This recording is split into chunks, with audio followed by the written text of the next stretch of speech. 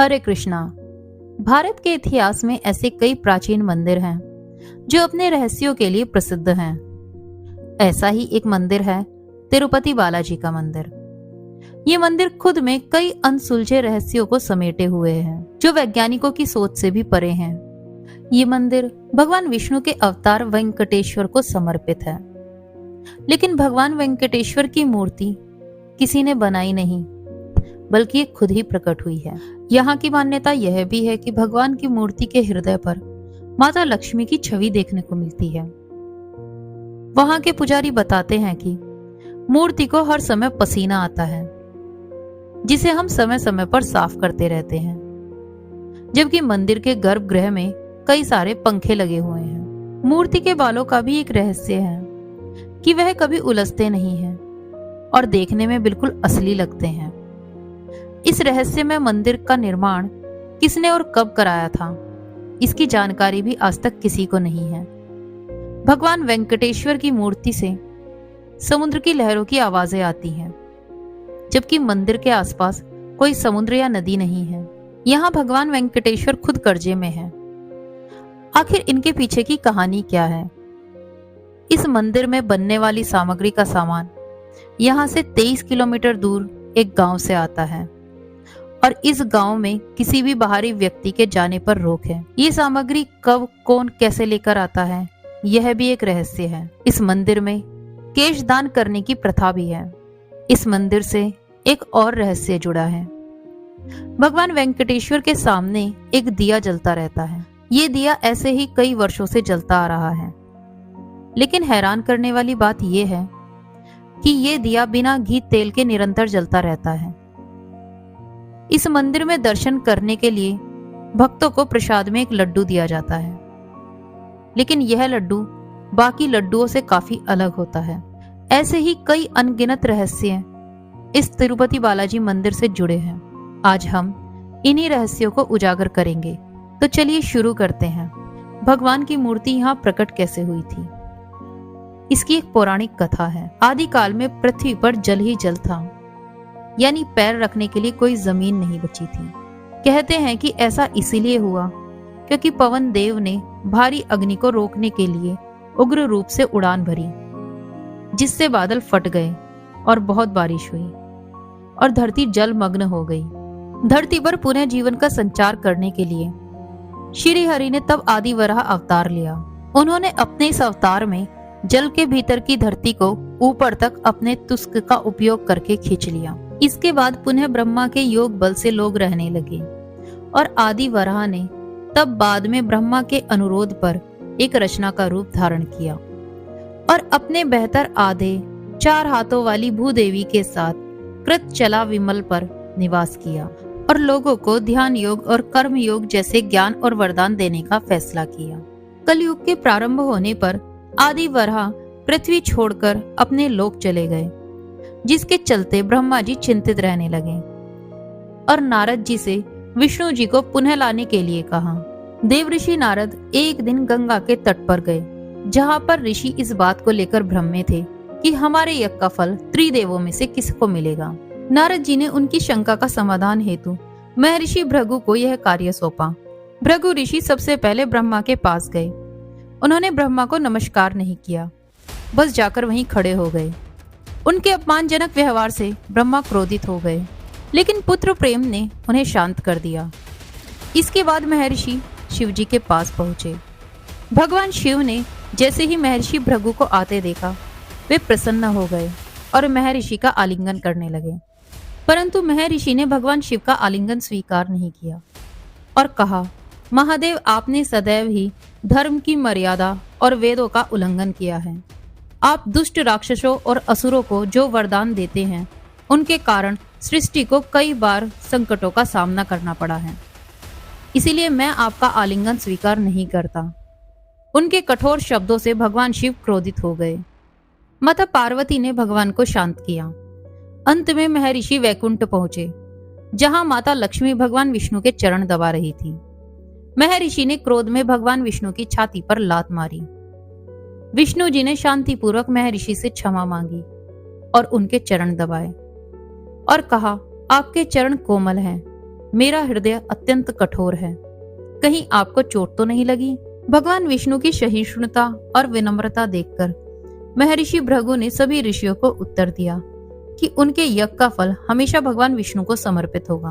परंतु श्री हरि की छाती में लात मारने के कारण माता लक्ष्मी क्रोधित हो गई। उन्हें अपने पति का अपमान सहन नहीं हुआ और वे चाहती थी कि भगवान महर्षि को दंडित करें, परंतु ऐसा नहीं हुआ। परिणाम स्वरूप माता लक्ष्मी ने वैकुंठ छोड़ दिया और तपस्या करने के लिए धरती पर आ गई और करवीरापुर कोल्हापुर में ध्यान करना शुरू कर दिया। इधर विष्णु जी इस बात से दुखी थे कि माता लक्ष्मी उनको छोड़कर चली गई। कुछ समय बाद वे भी धरती पर आकर माता लक्ष्मी को ढूंढने लगे।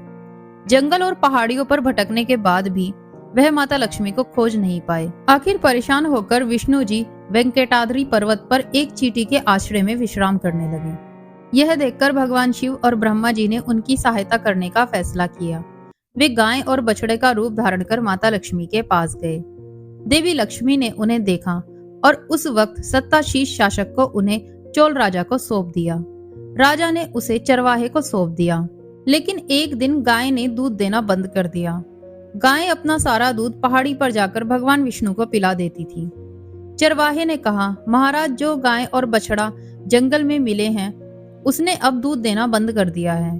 रोजाना ही न जाने वो गाय अपने बछड़े के साथ गायब हो जाती है और कुछ देर बाद ही लौट आती है।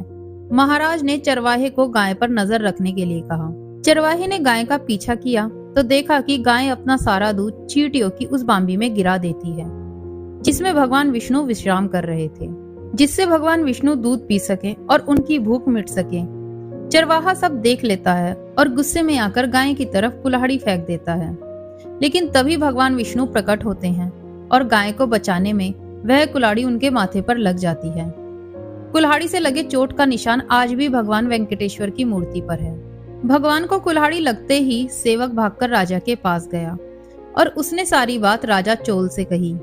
सेवक की बात सुनकर राजा हैरान रह गए और घबराकर वे भगवान विष्णु से क्षमा मांगने के लिए उस स्थान पर पहुंच गए। भगवान विष्णु ने राजा चोल को क्षमा कर दिया और एक वरदान भी दिया कि तुम अपने अगले जन्म में आकाश राजा के रूप में पैदा होंगे। तुम्हारी एक पुत्री होगी जिसका नाम पद्मावती होगा और तुम्हारी पुत्री पद्मावती का विवाह मेरे अवतार वेंकटेश्वर से होगा। फिर राजा चोल ने आकाश राजा के रूप में अगला जन्म लिया और उनके घर में पद्मावती नाम की एक कन्या का जन्म हुआ। उधर भगवान विष्णु ने भी वाकुला नाम की एक महिला के पास श्रीनिवास के रूप में जन्म लिया। समय बीता, इधर पद्मावती बड़ी हुई, उधर श्रीनिवास भी शादी के लायक हो गए, जो भगवान विष्णु के अवतार वेंकटेश्वर थे। एक दिन श्रीनिवास एक जंगली हाथी का पीछा करते हुए आकाश राजा के बगीचे में जा पहुंचे, जहां आकाश राजा की बेटी पद्मावती अपनी सहेलियों के साथ खेल रही थी। श्रीनिवास और पद्मावती ने एक दूसरे को देखा। उसी पल वे एक दूसरे से प्रेम करने लगे। जब पद्मावती ने अपने विवाह की बात अपने पिता आकाश राजा से कही तो उन्होंने इस विवाह से इनकार कर दिया, क्योंकि श्रीनिवास निर्धन परिवार से थे। एक रात भगवान विष्णु राजा आकाश के स्वप्न में आए और उन्हें अपने दिए वरदान के बारे में बताया, जिसके बाद राजा ने पद्मावती का विवाह श्रीनिवास से करने की सहमति दी। जब श्रीनिवास और पद्मावती का विवाह हुआ तब वहां एक नियम था कि वर पक्ष को कुछ धन वधु पक्ष को देना होता था, तभी विवाह संपन्न होता था। लेकिन श्रीनिवास निर्धन थे, इसीलिए उन्होंने कुछ धन देवता कुबेर से उधार लिया था और कलयुग के अंत से पहले धन लौटाने का वादा किया था। इसी मान्यता को मानते हुए भक्त मंदिर में बहुत ज्यादा दान देते हैं, जिससे भगवान कलयुग के अंत से पहले ही अपने कर्ज से निपट सकें। इसीलिए भगवान वेंकटेश्वर को कर्ज में डूबा हुआ भी माना जाता है। इसी कथा के अनुसार जब पद्मावती और श्रीनिवास के विवाह का पता माता लक्ष्मी को चला तो वे उनसे मिलने पहुंची। माता लक्ष्मी और पद्मावती में बहस होने लगी। तब श्रीनिवास ने खुद को एक मूर्ति के रूप में परिवर्तित कर लिया, जिसके बाद भगवान शिव और ब्रह्मा ने माता लक्ष्मी और पद्मावती को भगवान विष्णु के इस अवतार वेंकटेश्वर के बारे में बताया। भगवान विष्णु का यह अवतार कलयुग में पूरे मानव जाति की रक्षा करने के लिए लिया गया था। ये सुनकर माता लक्ष्मी और पद्मावती दोनों ही श्रीनिवास की मूर्ति में अंतर्ध्यान हो गई। इसलिए आज भी जब भगवान वेंकटेश्वर की मूर्ति को स्नान कराया जाता है तब उनके हृदय पर माता लक्ष्मी की छवि देखने को मिलती है। वहां के पुजारी बताते हैं कि स्नान के बाद मूर्ति को नीचे धोती और ऊपर साड़ी से सजाया जाता है। चलिए अब जानते हैं इस मंदिर का निर्माण काल कब और किसने कराया था। तिरुपति बालाजी मंदिर का सटीक निर्माण काल ऐतिहासिक रूप से निर्धारित करना कठिन है, क्योंकि यह मंदिर प्राचीन काल से ही अस्तित्व में है। मंदिर का उल्लेख 4वीं शताब्दी से 9वीं शताब्दी के बीच पल्लव, चोल और पांड्य राजवंशों के शासनकाल से मिलता है। पल्लव राजवंश मंदिरों के प्रारंभिक निर्माण और उनके विस्तार का श्रेय पल्लव राजाओं को दिया जाता है। उन्होंने तिरुमाला क्षेत्र को धार्मिक स्थल के रूप में विकसित किया। चोल और पांड्य राजवंश, इन राजवंशों ने मंदिर की संरचना को विस्तार देने और मंदिरों में भव्य नक्काशी और स्थापत्य कला को जोड़ने का कार्य किया। विजयनगर साम्राज्य 14वीं और 15वीं शताब्दी में राजा कृष्ण देव राय और अन्य ने मंदिर के लिए भारी योगदान दिया। उन्होंने मंदिर में कई गोपुरम, मुख्य द्वार और मंडप बनवाए। कृष्ण देव राय ने मंदिर के संचालन और इसकी आर्थिक स्थिति को मजबूत करने के लिए काफी दान दिया। मंदिर का वर्तमान स्वरूप मुख्य रूप से विजयनगर साम्राज्य के काल में विकसित हुआ। इसलिए कई राजाओं और साम्राज्यों के द्वारा मंदिर के निर्माण के प्रमाण मिलते हैं। चलिए अब जानते हैं केशदान करने के पीछे की कथा क्या है। पौराणिक कथाओं के अनुसार जब भगवान विष्णु को चरवाहे ने कुल्हाड़ी से वार किया था, तब उनके माथे पर चोट लगी थी और कुछ बाल भी वहां से हट गए थे। जब गंधर्व राजकुमारी नीला देवी ने यह सब देखा, तो उन्होंने बिना सोचे समझे ही अपने लंबे बाल काटकर भगवान विष्णु के सर पर जोड़ दिए। इस बात से खुश होकर भगवान विष्णु ने कहा, जो भी भक्त तिरुपति में आकर उनके सामने अपने केश का दान करेगा, उसकी सभी मनोकामनाएं पूर्ण होंगी। इसलिए आज भी बड़ी संख्या में लोग यहाँ आकर अपने केश दान करते हैं। मान्यता है कि नीला देवी के बाल आज भी भगवान वेंकटेश्वर की मूर्ति के सर पर लगे हुए हैं, जो असली हैं और सदियों से ऐसे ही खूबसूरत बने हुए हैं। हर साल करीब 40 मिलियन लोग यहाँ दर्शन के लिए आते हैं, जिनमें से रोज यहाँ 20,000 लोग अपने केश दान करते हैं। इन बालों को धोकर साफ करते हैं और इनसे हेयर विग्स और हेयर एक्सटेंशन बनाए जाते हैं। भारतीय बालों की मांग पूरी दुनिया में सबसे ज्यादा है और यही कारण है कि इन बालों को यहाँ से ग्लोबली बेचा जाता है।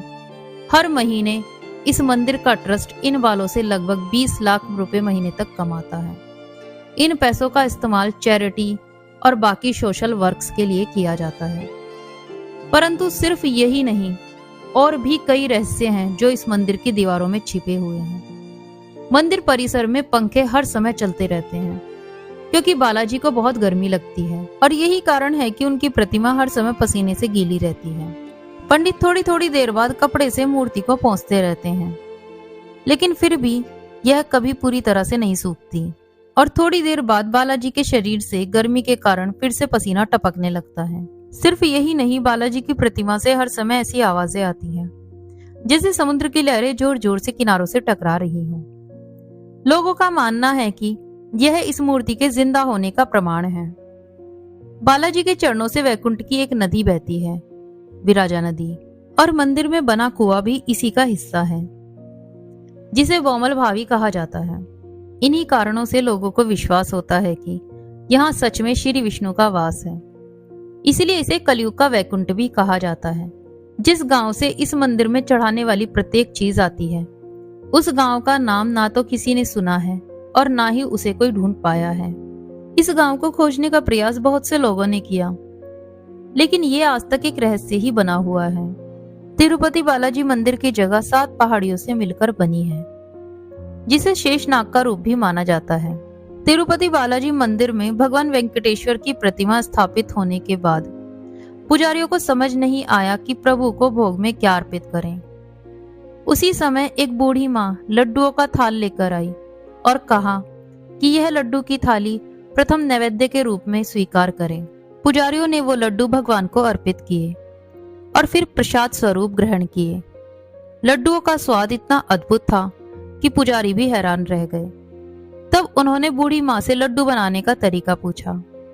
तब बूढ़ी माँ लड्डू बनाने का तरीका बताकर कुछ ही पलों में वहां से अंतर्ध्यान हो गई। इस घटना के बाद माना गया कि स्वयं माता लक्ष्मी ने प्रसाद का संकेत देने के लिए सहायता की थी। तब से यह लड्डू तिरुपति बालाजी में बनाए जाने लगे। भगवान वेंकटेश्वर की मूर्ति के सामने एक दिया हजारों सालों से बिना किसी घी तेल के जल रहा है। वहां के पुजारी बताते हैं कि यह इस मंदिर के वैकुंठ होने का प्रमाण है। दिए के बारे में बताया जाता है कि यह दिया किसी ने नहीं जलाया था, बल्कि खुद जल गया था। तब से आज तक यह जल रहा है। इसके पीछे बहुत खोज की गई, परंतु आज तक कुछ भी नहीं मिल पाया। इस मंदिर में भक्त दूर दूर से अपनी मनोकामनाएं लेकर आते हैं और भगवान वेंकटेश्वर भी सभी भक्तों के दुखों को हरते हैं और उनके जीवन में खुशियां भर देते हैं। अगर आप तिरुपति बालाजी मंदिर गए हैं तो हमें कमेंट बॉक्स में जरूर बताएं, और यदि आपको इस मंदिर से जुड़े रहस्यों के बारे में कुछ जानकारी है तो वह भी आप हमारे साथ जरूर साझा करें। हरे कृष्णा।